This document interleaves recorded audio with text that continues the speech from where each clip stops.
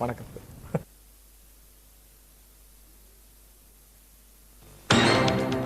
எப்படி வருகிறாய் விஜயா என்றேன். சின்ன வீடாய் வரட்டுமா, பெரிய வீடாய் வரட்டுமா என்றவன் கேட்டான். என்று பதில் சொன்னான்.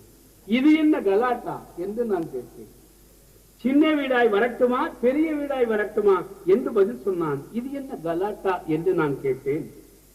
சின்ன வீடு சினிமா பாட்டு, பெரிய வீடு அதுதான் கவிதை. சின்ன வீடு சினிமா பாட்டு, பெரிய வீடு அதுதான் கவிதை. கவிதை பாட நான் வரட்டுமா, இல்லை சினிமா பாடல் பாட நான் வரட்டுமா என்றுதான் கேட்டான். நீங்கள் வேறு விதமாய் அர்த்தப்படுத்திக் கொண்டீர்கள். எப்படி வரட்டும் என்றவன் கேட்டான். வரும்படி வரலாம், வரும்படி வரலாம், வாணியம்பாடிக்கு வரும்படி வரலாம். அதனால் உன் தமிழால் வாணியம்பாடிக்கு வரும்படி வரலாம். ஆகவே நீ வரும்படி வரலாம். தமிழோடு வா என்றேன். பைந்தமிழ் கவிஞன் பா விஜய் இதோ பாட வந்திருக்கிறான். கவிதையா, கதை பாடலாம், இப்போது பார்க்கலாம். அதாவது சின்ன வீடா, பெரிய வீடா, இப்போது பார்க்கலாம். முதல் தமிழ்ச்சங்கம் தென்மதுரையில் நடந்தது. இரண்டாம் தமிழ்ச்சங்கம் கடல் கொண்ட கவாடபுரத்தில் நடந்தது. மூன்றாம் தமிழ்ச்சங்கம் வடமதுரையில் நடந்தது. நான்காம் தமிழ்ச்சங்கமும் நடந்ததாய் குறிப்புண்டு.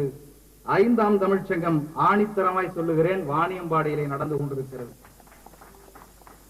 காரணம் உங்களுக்கெல்லாம் காட்ஃபாதர் ஐயா அப்துல் காதர்.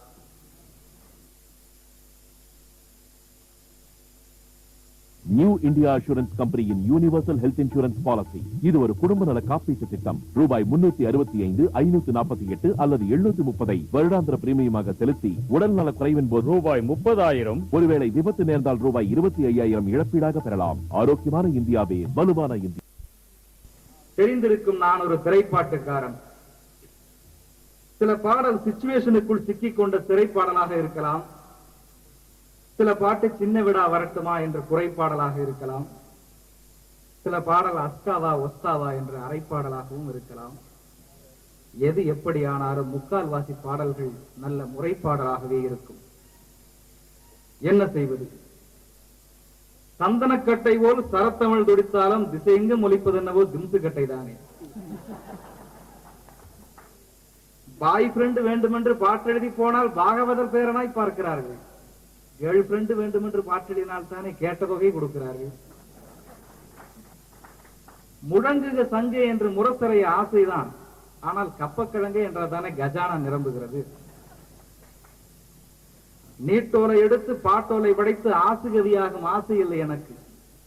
பாட்டோலை கொடுத்தால் காசோலை கொடுப்பர், திரைக்கவியானேன், தவறென்ன இதற்கு. சினிமா என்பது பின்லேடன் தாடி மாதிரி. அவ்வளவு எளிதாய் தொட முடியாது, தொட்டால் உடனே வர முடியாது. இப்போதைக்கு நான் எழுதிய சர்ச்சையான ஒரு வழக்கு அதுதான் நாட்டு சரக்கு. நாட்டு சரக்கு எழுதிய நானே உங்களுக்கு ஒரு நல்ல சரக்கும் உணர்ந்தேன்.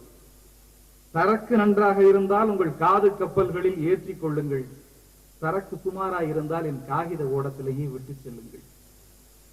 ஒரு கவியரங்கத்தை பொறுத்தவரை ஒரு கவிதை 10 நிமிடத்தில் இருந்தால் அது அழகான சரக்கு. ஒரு கவிதை 15 நிமிடத்தில் இருந்தால் அது அற்புதமான சரக்கு. 30 நிமிடத்திற்கு மேல் போய்விட்டால் எழுதியவருக்கு அது ஆனந்த சரக்கு, எதிரே இருப்பவருக்கு அது அவஸ்தை சரக்கு. அப்போது மதிப்பெண் எடுத்தால் கல்லூரியின் கதவு திறந்தது. இப்போது கலைவாணியே கூட வீணையை விற்று சில்லறை வெட்டினால்தான் சீட்டு கிடைக்கிறது. முந்தைய மருத்துவர்கள் கருப்பை மருத்துவத்திற்கு போனால் இறப்பைக்கும் மருந்து கொடுத்தார்கள். இன்றைய மருத்துவர்கள் தெளிவானவர்கள். கருப்பையை சரி செய்துவிட்டு கிட்னியை கிளப்பி விடுகிறார்கள். அன்று சும்மா இருந்தவரில் பாதி கணிப்பொறி படித்தார்கள், இன்று கணிப்பொறி படித்தவரில் பாதி சும்மா இருக்கிறார்கள். முன்பெல்லாம் அறிஞர்கள் விருதுகளை பெற்றார்கள். இப்போதெல்லாம் அறிஞர்கள் விருதுகளை வாங்குகிறார்கள். மேலும் வரவேற்பு பெற்றிருக்கின்றன. வேக வேகமான இசையையும் உச்சரிப்பையும் கொண்ட இந்த அதிரடி பாடல்கள் தமிழ் திரையுலகத்திற்கு புது ரத்தம் பாய்ச்சியிருக்கின்றன. பட்டி தொட்டி முதல் பட்டினக்கரை வரை ஒலிக்கும் பரபரப்பு பாடல் யுகத்தை பற்றியதுதான் இந்த வார சிறப்பு பார்வை.